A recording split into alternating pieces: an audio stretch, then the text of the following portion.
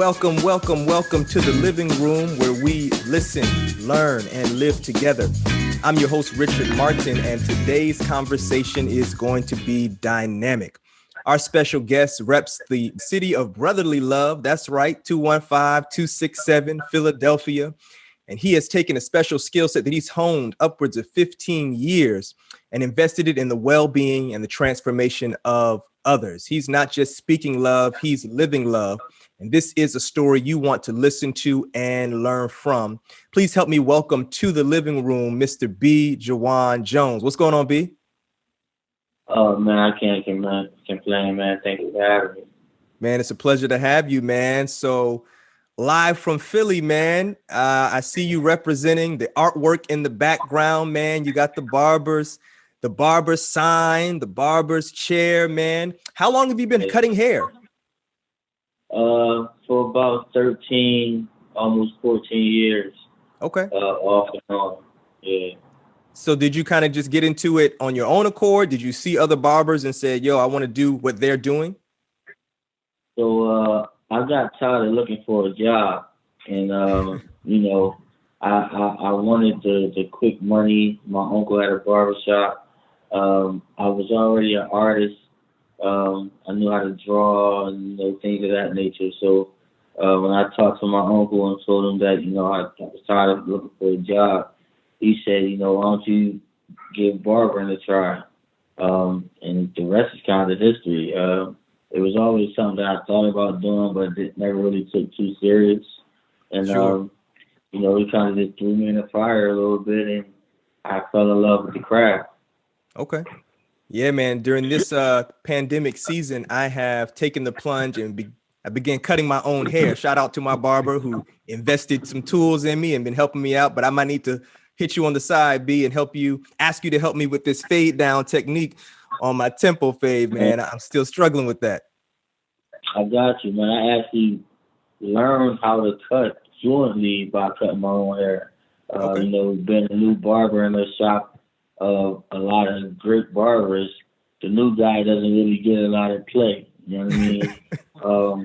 So I used to go into the shop and I would just cut my own hair, and that kind of got the ball rolling. So I definitely can walk you through how to, do a little temple fade. That's easy. Oh, man, I'm glad to hear that. And you're right. For anybody listening who knows what it's like when you walk in the barber, you're always looking for the person who looks like they've been doing it for a long time. If the person's Absolutely. there, don't got no heads in the chair, sometimes you're a little concerned, but I feel you. And I'm encouraged to know that although right now I'm a novice, new to the game, I can learn. So you mentioned you are an artist, and I see some artwork behind you. Is this your artwork? So no, the artwork behind me is actually fan art. Okay. These two that are directly behind me were sent to me from fans on via Instagram or Facebook, who just wanted to pour into me. They created these cool pieces and sent them. And then the one over here of my face, that one was gifted to me by the 76ers organization. I was the first barber in their 60 plus years that they felt was worthy enough to give me on-court recognition. So they brought me on the court in front of all the fans. They presented me with this painting and season tickets. So that one was like kind of dear to me. You know what I mean? Real talk, man. That is major. No matter what profession you represent, for a professional athletic organization to recognize you on court is major. But to be the first barber in 76ers history to get that recognition is huge. And so there are persons listening who are wondering, man, who is JaWuan Jones? People gifting him paintings, being recognized by the 76ers. Well, I didn't mention yet what it is that you do. We've talked a little bit about your skill set, but help us out. A few years ago, you felt inspired to take the tools and the skill set that you have to do something meaningful in the community. What was that? So, again, of course, you mentioned that I'm a barber, but, I also mentioned that I've been barbering for 13 years off and on. When it was on, it was great. But those off moments were moments where I was going through and trying to find myself, trying to find my niche. I didn't think that barbering was a long-term thing for me. And around the 2015, 16 time frame, I moved to Philadelphia, and I just got a regular job. I stopped cutting hair, and I was just working like downtown Philly in the fashion industry. And on my commute to work, I will always see a lot of homeless people. Mm. And coming from where I grew up, I didn't see that often. So I always had a heart to want to help people, whatever it may be. If it's just taking the shoes off my feet and giving it to a kid that needed them, whatever the case may be, I always had a heart to give and to help. So when I would see these homeless individuals every day on my commute to work, I just started thinking of different things I could do to help. And of course, I thought about feeding them or clothing them and things of that nature. But it was my wife who actually said, those things are normal. You know what I mean? They probably get a lot of food on a day-to-day basis, clothing. But where we go and you take the clippers that you don't use anymore and you go and do something a little different. At first I was like, nah, I don't know how to approach them or whatever the case may be. But the more I thought about it, I'm like, I'm sure they could use a haircut. Right. So I just went out, one day. It was actually January 17th to be exact. Funny thing is, it was January, so quite naturally it was cold. But back in 2017, we had this week where the weather was like 73 degrees in January, and it was kind of mind blowing. So I went out that day. I approached 2 or 3 guys. They said no, but I kept going. I found this one guy who he agreed to get a haircut. I cut his hair. I was in downtown Philly. It's just an area that's a lot of businesses. The newspaper offices are in that area. So it was just a lot of people. There's a lot of people walking around, and it's around lunchtime. So it was just a lot. It was kind of crazy. I'm cutting his hair. I look up and I see people just coming out of their businesses. Sprint store across the street. Everybody was on the sidewalk. They were trying to figure out what was going on and what I was doing. But of course, we live in a time where social media is everything. So they were recording. Even my wife was recording on Facebook Live, and I had no idea. I cut maybe about 2 or 3 guys that day, talked to a few people, went home. It was like, I did my due diligence, and that's that. Back to, regular life. What I thought was regular life.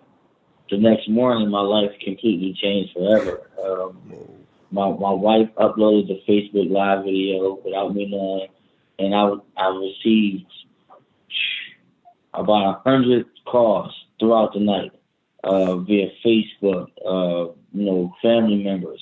I didn't know what was going on, but one person called me who I haven't talked to in years, and it was my cousin who's in Atlanta. So I knew if he was calling, it had to be some type of emergency or something like that.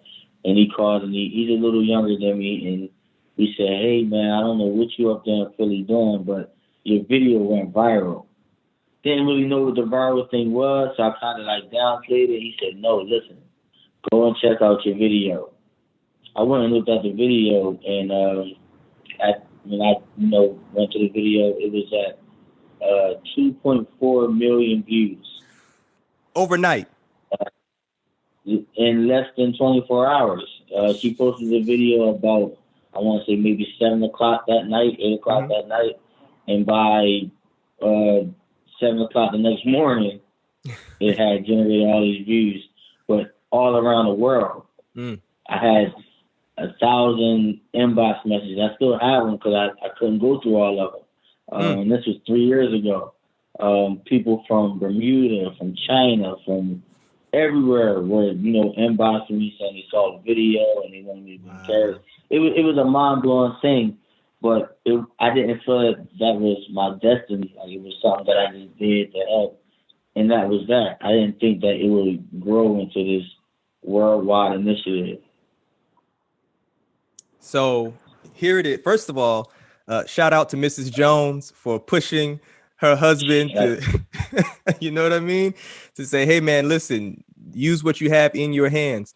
And so you're not doing this day one for any kind of publicity. This wasn't any kind, you didn't have ulterior motives. You're saying, yo, I just want to, like you said, do my due diligence, invest something positive into the community, and I'm out to regular life. You wake up the next morning and things have totally shifted. Where's your mind now as you're receiving these messages, you're receiving calls? I'm sure everybody wants to interview you.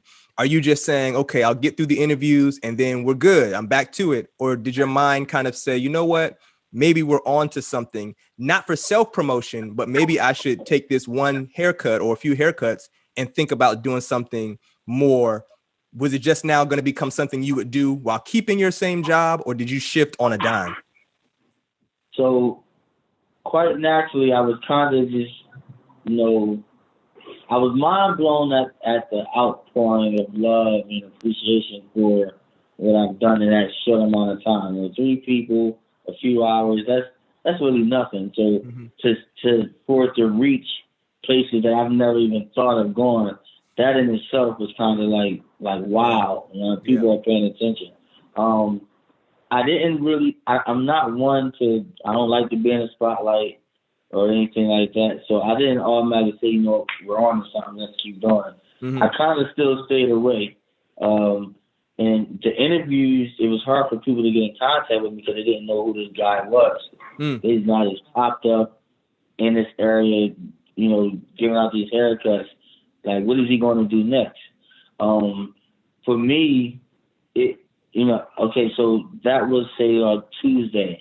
Wednesday, I still had to go to work, and I worked in the area where I was cutting. Sure. So for me, it was on my way to work, I seen the guy that who haircut, or one of the guys who haircut, and it was him who said, yo, I've never in my life, he said the haircut was great, but I've never had the opportunity to tell my side of the story. Wow. People see that I'm homeless, but they don't know why, or people see that, you know, I'm down on my luck, they don't know what I've been through. And he said, just the fact that you took time to have a conversation with me, he said, man, other people out here need that. And he was a young guy. He was about 25. His name was Braden Hope. I'll never forget. And he had a very interesting story. But when he said conversation, he kept saying conversation. People need to, you know, converse and get, you know, let loose and feel comfortable with telling their side of the story. That's what kind of had my mind going a little bit. Maybe I needed to go out and just talk to these guys. But then I started thinking about my role as a barber. We wear many capes. You know what I mean? Sometimes we're a lawyer, we're a brother, we're a friend, we're a pastor. We wear all these different capes because people sit in a chair and they feel comfortable with just holding a conversation. So I said, well, maybe if I keep the barbering thing going, that could be an introduction to figure out what's the deeper problem when it comes to homelessness. So I kept my job, and I would go out on my days off, which I may have maybe 1 or 2 days off a week. And those days I would go out, I would set up my little makeshift barbershop in different areas around the city, and I would cut guys' hair, and I would just talk to them.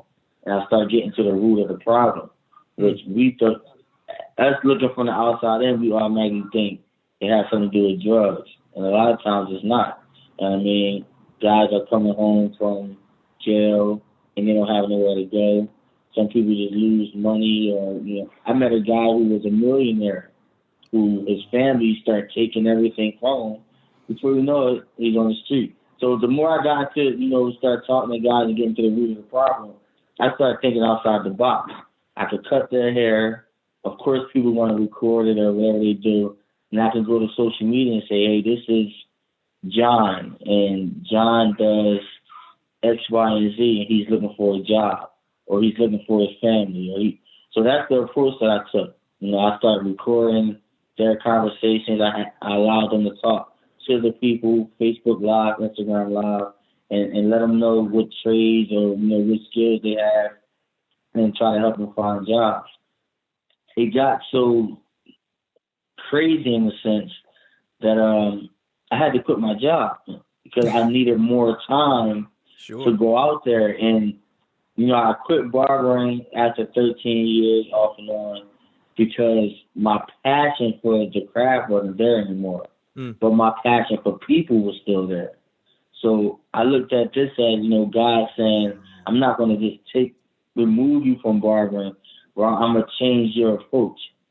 So while I was chasing the money, doing it for 13 years, you know, chasing the money, trying to make the quick money, Sure. that still didn't work out for me. But then I started doing it for free, and the fire and the drive and the desire to want to do it more, you know, it started like building up inside of me. So it went from cutting 2 or 3 guys a day to I'm out there from, I don't know, 11 o'clock to the sunsets. And this is as we were approaching the summer.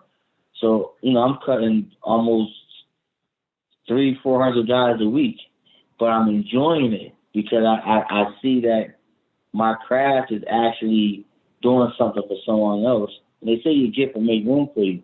I actually seen it with my own eyes that my gift is beginning to make room for more things to come. And it just, the way that everything just transpired as far as, you know, especially the beginning stages, the first 5 months, it was unbelievable, man. Like, if I could really put it into words, I don't think nobody would believe me, like how things just started happening.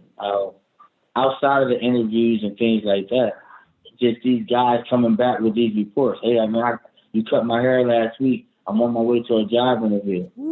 Same clothes on, same, but their mindset, their demeanor changed from the haircut. Hey, man, I'm checking myself in the rehab.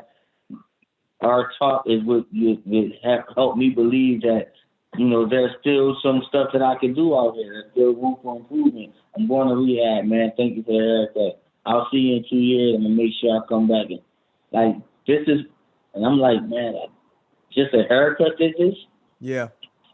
So I kept going, and I kept going and kept going. I interviewed a young lady who leads an organization out in California called Simply Service. She's young, just like us, and similar inspiration on her part, just thinking how easily it is to walk past people and assume details of their story. And what she said to me, her name is Janice Dickerson, and she said, you know, a lot of people feel as though service has to be extravagant. It has to garner the attention of news media outlets and everybody from everywhere in order for it to be impactful. But that doing what you can, whatever you have in your wheelhouse, which is what I love. Like your wife said, a lot of people give clothes and food, and we're not downplaying that has a role. But the transformation that comes from a haircut, and like you said, the change of mind, and you already spoke to it. I was going to ask whether or not brothers and sisters that you cut come back and tell you, listen, here's what's going on in my life. And when you're cutting out there, let's be clear, you're doing this for free. Like your customers, they don't have to pay you. You set up shop, they come, take a seat, and that's how it goes. Completely free. You know, I deal with a lot of guys that panhandle, so they're in front of the restaurants, they're trying to, you know, get money and things like that. And when they do come to the chair, they say, listen, this is what I have, can I give you this? But it's bigger than money for me. I mean, we need money, I guess, to live. But it was bigger than that for me. And again, that's why I quit my job. You know, it was a fairly good paying job. I was able to take care of my family, but it was bigger than that for me. And I always I call them my customers and my clients, because I don't look at their current situation. You know, their homelessness state, that doesn't mean nothing to me. They're still my clients, whether they're paying me or not. But I tell them, pay me with a smile. Smiles are contagious. So you get out of my chair and you smile, and then you see the next guy, even though you're homeless, if somebody sees you smiling, they're going to want to know why. Yeah. Like, to us, you don't have a reason to smile. Like, why are you so happy? And when you tell them, hey, man, I just got a haircut, had a great conversation. Not only did I provide them with a haircut, I started taking, you know, dipping into my savings account, making sandwiches and getting food and socks and things like that. So they get a haircut and like a little gift bag, deodorant, toothpaste. the things that we all need for hygiene purposes and stuff like that. So they had two reasons to smile because now they got some lunch for later. They can go and wash up. They can do whatever they need to do, and they don't have to feel how we look at them. We look at them as like they're dirty or whatever. They don't have to feel that way. So pay with a smile. You get out my chair, go smile, go tell somebody, bring somebody back, and that's good enough payment for me. I didn't even, when I first started, I didn't have a tip box or nothing. I just would go out there and just cut. And it was actually somebody passing by that said, hey, man, I want to donate. You might need to get a box or something out there. But I wasn't thinking that far along because I didn't know how far this would go. I just wanted to get out there and cut hair. And, yeah, that's how that happened. Man, I love what you said. If somebody sees you smile, they're going to want to know why. And it's true. Absolutely. I have been around people, bubbly personality, don't know me from Adam. We can be in the grocery store, in the airport, in the park. And you do ask yourself, even if you don't ask them verbally, you say, man, what's up with them? Like, what happened to them that has this beam on their face? And I can just imagine after someone getting a haircut, but not just a haircut, as you have emphasized to us. I think that the haircut is kind of like the bridge. And it's the point of connection, but the conversations we're having, and out of the hundreds, probably even in the thousands now of persons that you've cut over these past few years, I can just imagine that we haven't even begun to touch the depths of the content that has come up.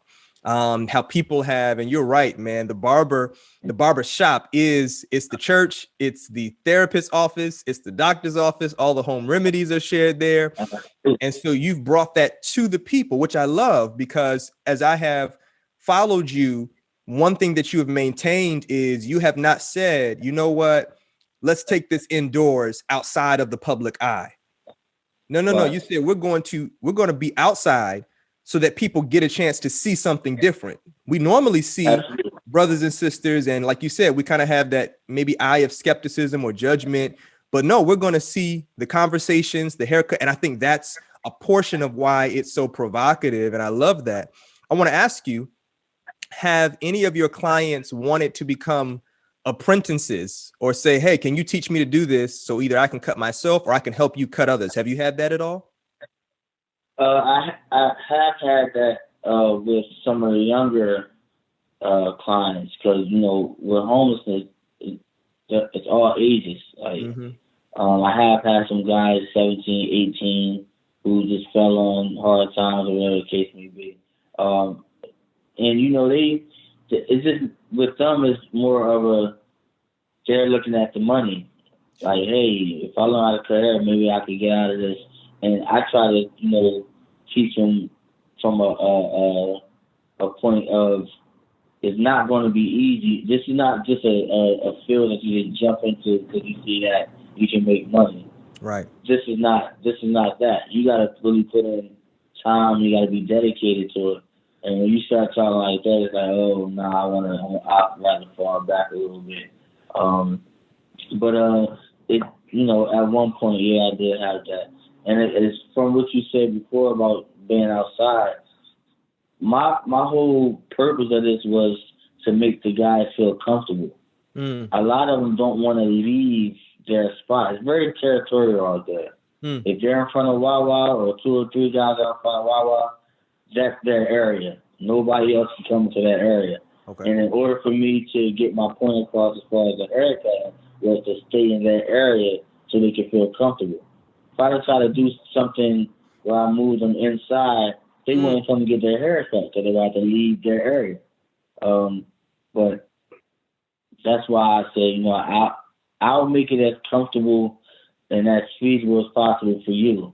So if I come to you, now there's no excuse for you not to want to get your hair cut. You know what I mean? And that's why I start bouncing around the city. Because I was in Center City, which is, that's where the city hall, that's where a lot of people are. That's where we'll probably get the most attention. Sure. But then I start thinking about the guys who are in the North Philly area, where it's not a lot of attention. They need haircuts too. You know what I mean? So that's why I started bouncing around instead of going to one place and staying there. Because everybody needs a haircut. That art is not about me. If I wanted attention, I would go cut on the middle of a bridge or something if it was about attention. Sure. But it was more so about the people. So I just, one day I would go in one area, the next day I would go in another area. If you look on my Instagram, one day I was in an alleyway. These two guys would not leave that alley. Hmm. Okay, well, I'll set up right here in your alleyway. Backyards, wherever it is, I gotta go. That's where I'm going to go. And there was some places I was in some dark places where I couldn't believe I was at. To be honest, I was a little scared. I didn't know what was going to happen. But, not to, and I always say that, but it's in me, not to be spiritual, but I knew I was covered. No matter what area I was in that I didn't see it, I knew I was covered. So these dark places, there was sometimes I was going out at night with a light because, some guys come out at night. And I was in some places where I didn't know what was going to happen, but I was covered. I felt that I was covered, so I would go into these places where I wasn't familiar with, but they were. Sure. Hey, listen, man. Hey, tell your truth. I'm with you on that because sometimes the pathways of service do lead us into environments and scenarios, not just in terms of the physical location, but even personalities. So like you're cutting one guy's hair, but there are other people on hand and you don't know what the dynamics are. Are these guys cool?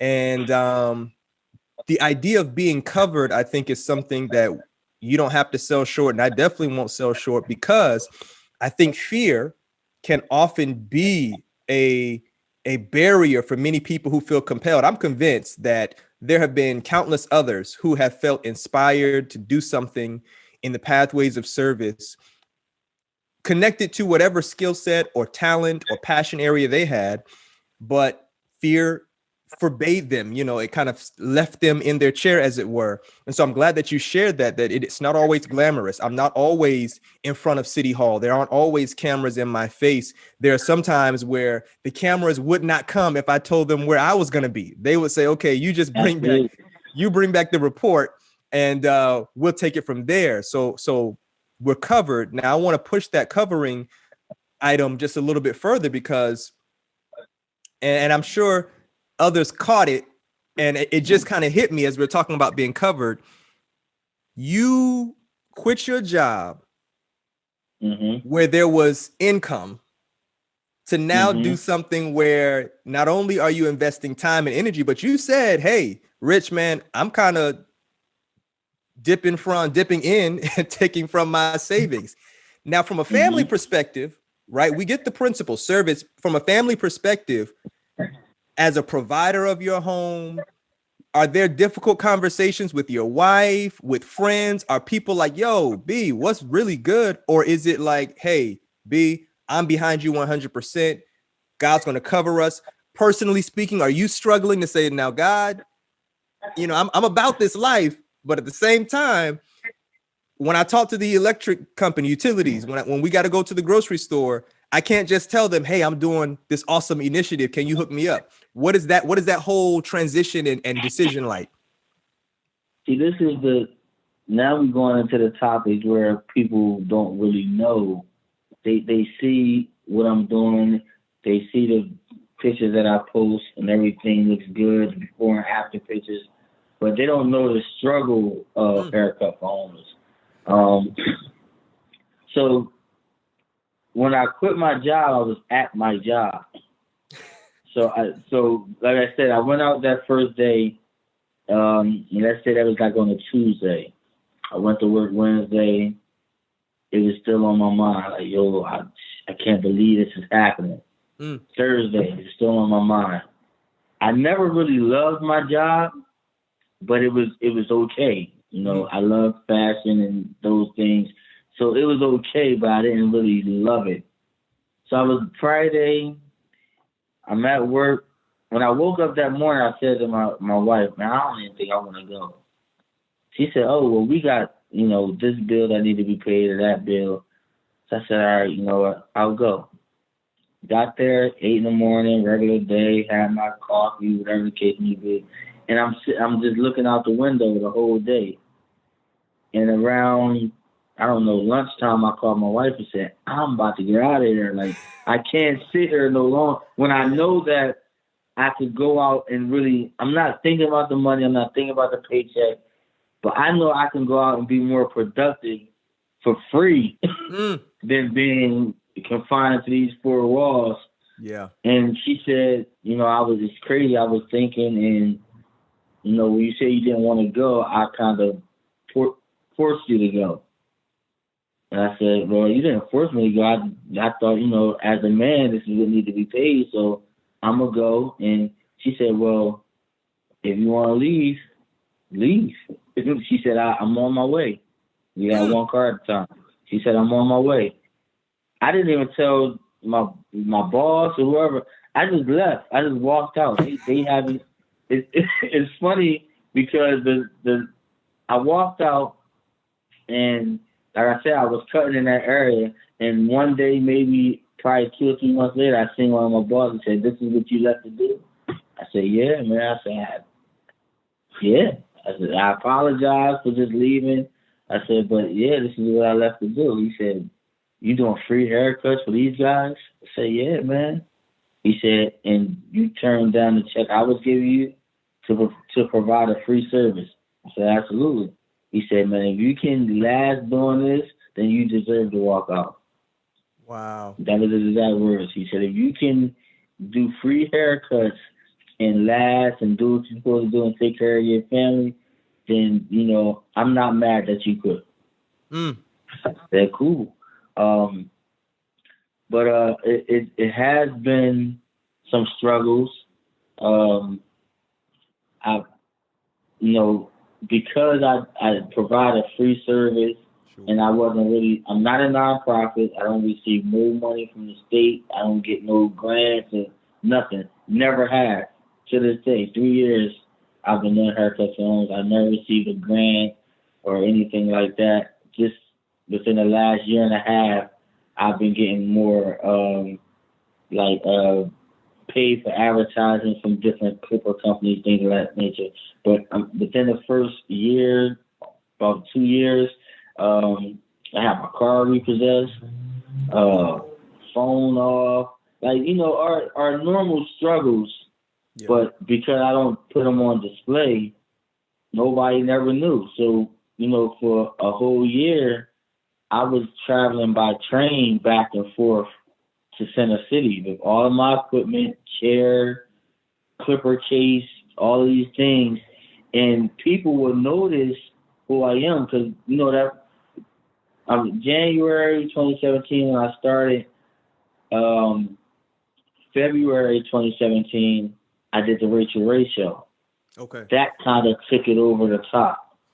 So now I'm getting noticed a lot more. So when I would be on the train with all my equipment, people would notice who I am. Oh my God, you're the guy. And of course they think, well, why is he on the train? You know what I Yeah. mean? Sure. But that was for a year. I just fell on hard times. But my favorite word is perseverance. Right, that's my favorite word because even through those struggles, and I always say this, but I was actually going to put smiles on faces with a frown on mine. That Whoa. don't make Whoa.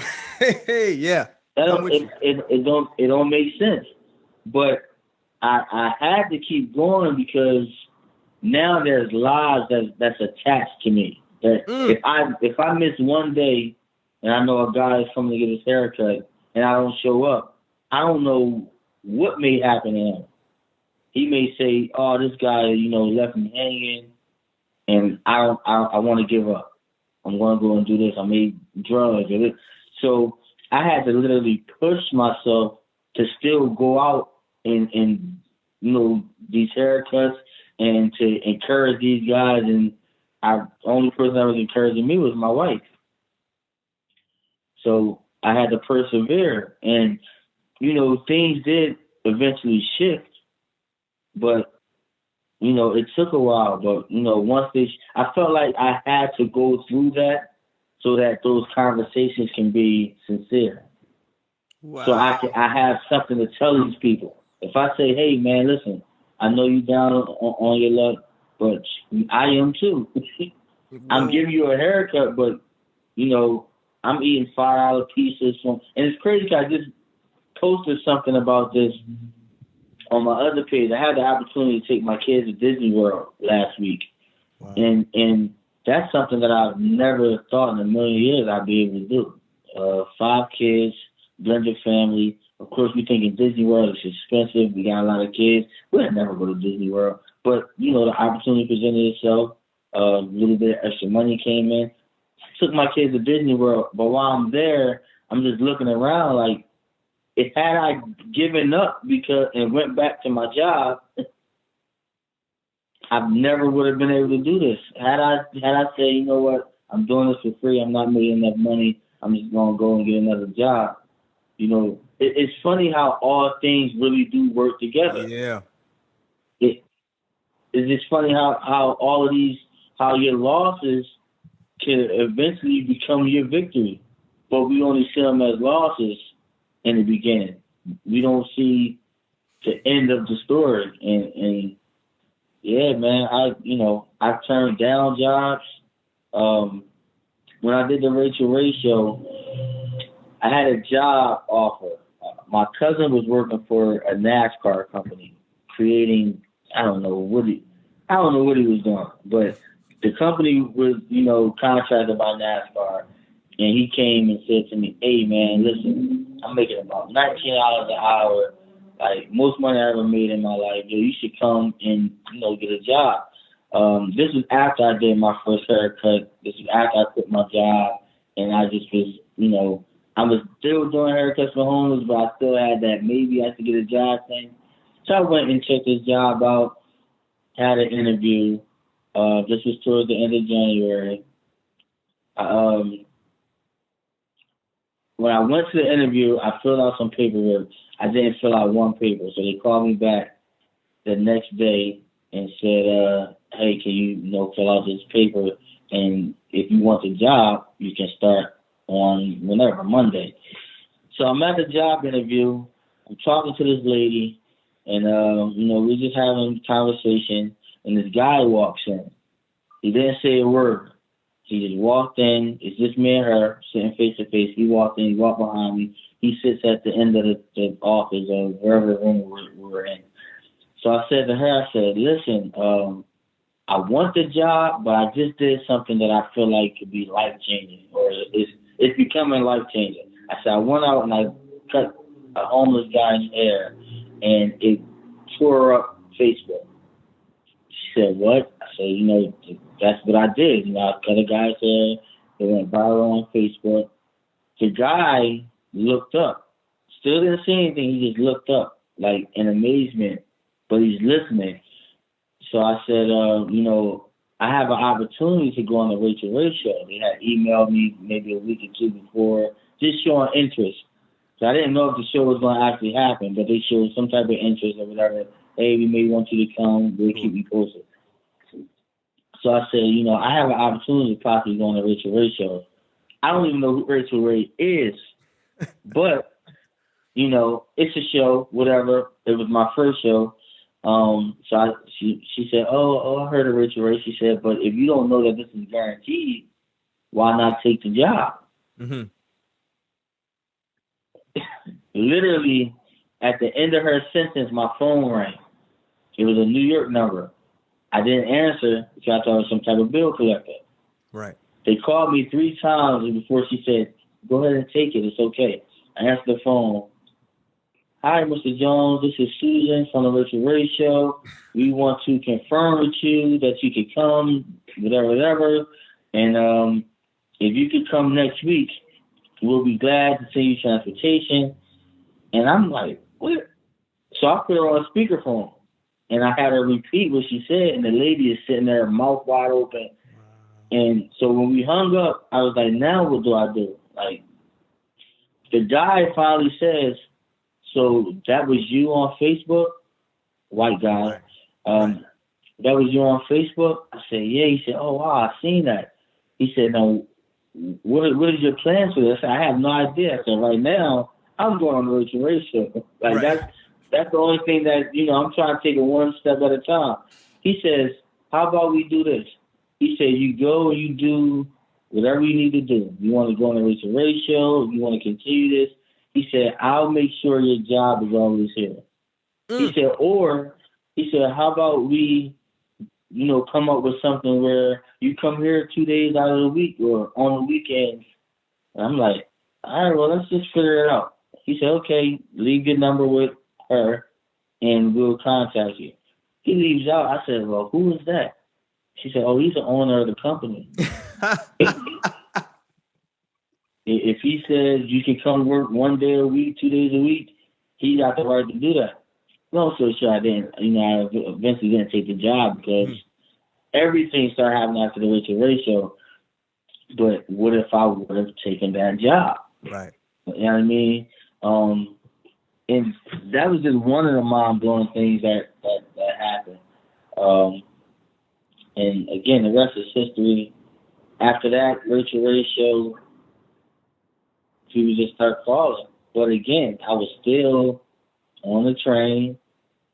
I mean, like the news interviews, there's no check or nothing attached to that. Right. That's just exposure. So I'm going on the news, I'm smiling, I'm bubbly, I'm happy that I'm leaving there at the news station, and me and my wife are getting on the train, or I'm getting on the train to come home, she's getting on the train to go to work. Mm. Like, that's it. That was our life for a little while. All things work together for the good of those who love the Lord and are the called according to his purposes. It's been said like this: in order for one to find out that all things work together for the good, you actually might have to go through all things. like we like the outcome that it's going to work out for good, but I don't want to go through all things. I just want to go through some good things. But here it is. You make a decision. And I think that's a powerful point, that sometimes we make decisions that we feel are inspired, God-led. The timing is right, but we don't have all the answers. We don't always know what tomorrow's going to bring.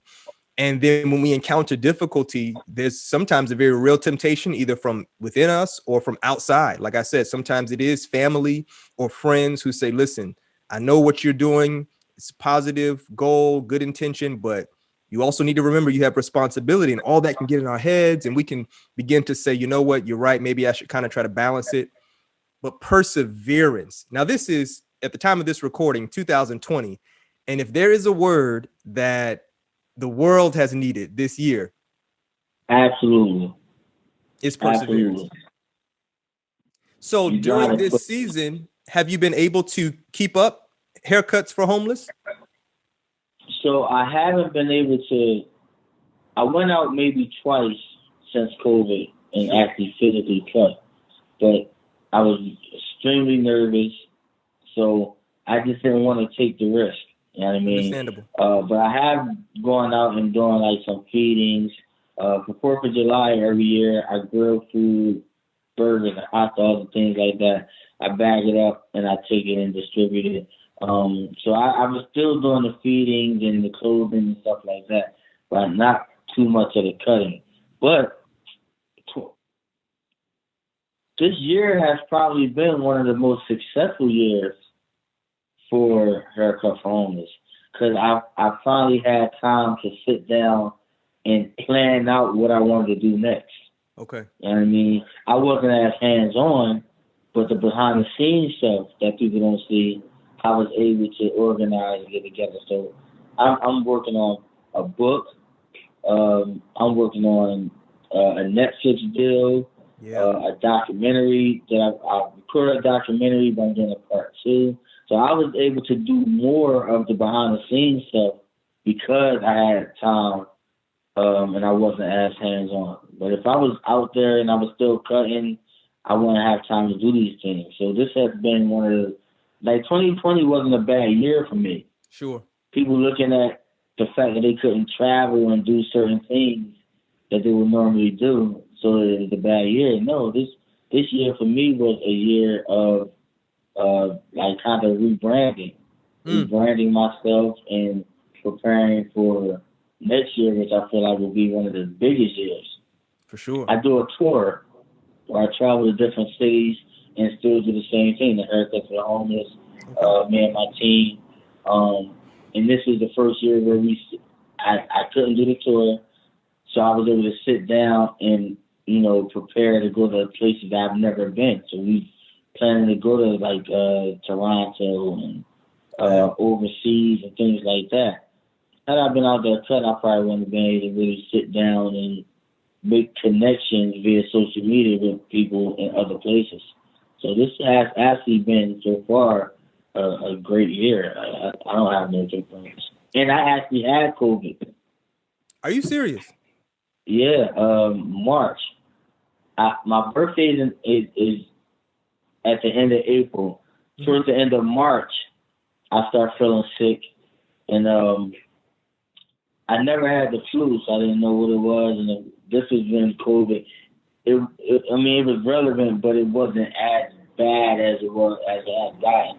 Um, so, I started feeling sick, and it had to be no COVID. I didn't have the symptoms that a lot of people had with the loss of taste and all that stuff.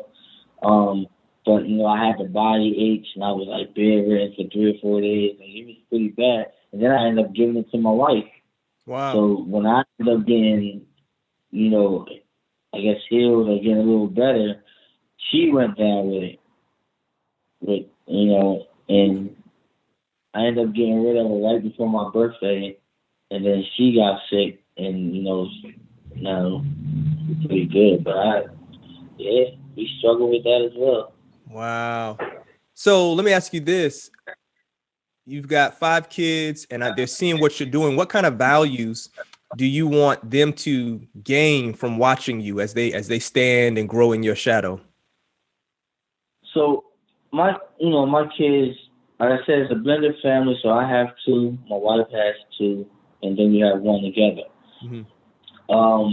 I kind of let them be free. Like I don't want to put too much on them. It's not bad enough, but they're already thrust into the spotlight because of what I do. So they're teachers at school.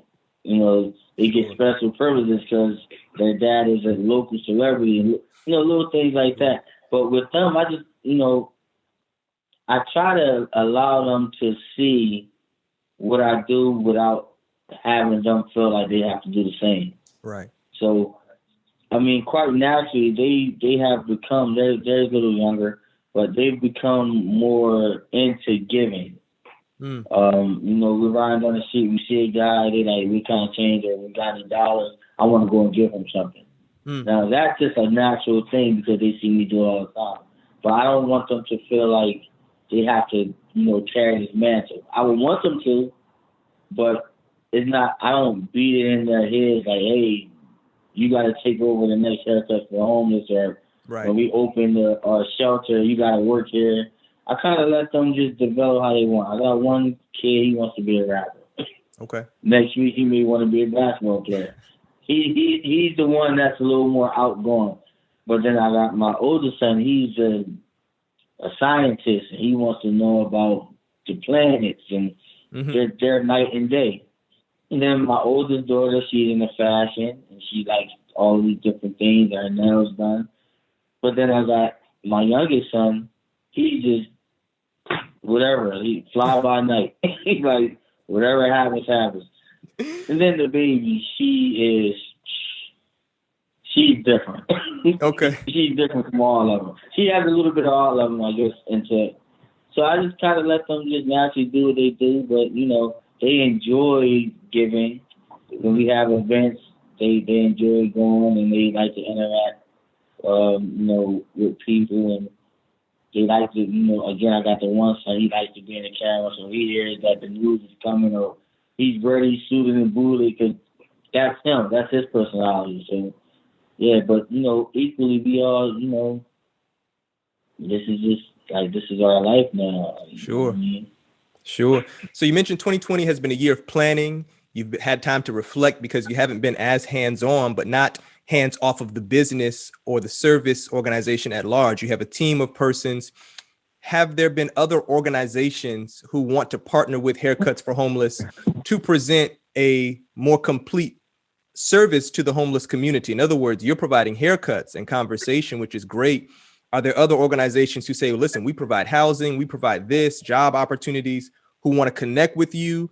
And if not, what is your vision for the future? Do you see yourself partnering with other organizations to do something, or maybe not partnership? Do you want to expand Haircuts for Homeless to include more than just haircuts? So yeah, I partner with other organizations all the time. I have a great partnership with the Sisters organization. I have a great partnership with the local radio station here at Power 99.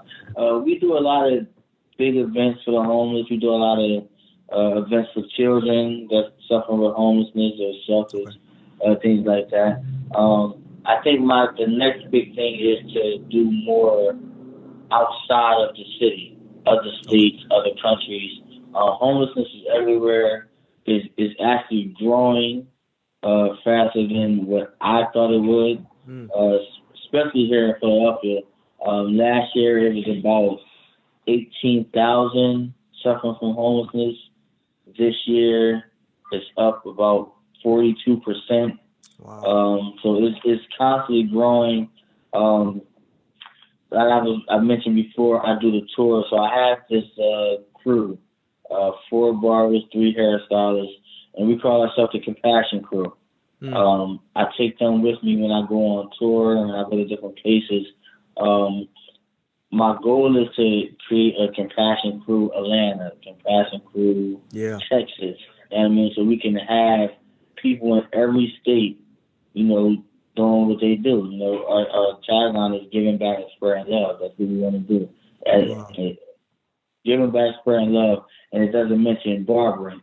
Because you can give back, you just spread love in a million different ways. Sure. We just do it through barbering. But the Compassion for Atlanta, they may be a group of realtors who want to find ways to provide housing. And I mean, so that's what I'm working on now, is creating these different Compassion crews in different places. But yeah, I do partner with different organizations. It has been great partnership so far. Sure. And we're still working on finding other investors and things like that. Well, B, man, I'm loving what you've been doing, and I'm even more excited now about what's to come. I hope that the book, the documentary, the deal with Netflix, or any other things in the works that will continue to allow you to discover more of what God has for you and your family would just continue to happen, as well as just making positive impact on the Philadelphia community. And I do hope it goes outside of Pennsylvania, even outside of the states, that this thing has ripple effects that will outlive you and outlive me, that people will study what's been going on. Listen, how can people support Haircuts for Homeless? Let us know. Drop your social media handles, donation platforms, and any other information that we would need to support. Well, definitely follow me on all social media platforms. Instagram at haircut, the number 4 homeless, HAIRCUT, number 4 HOMELESS.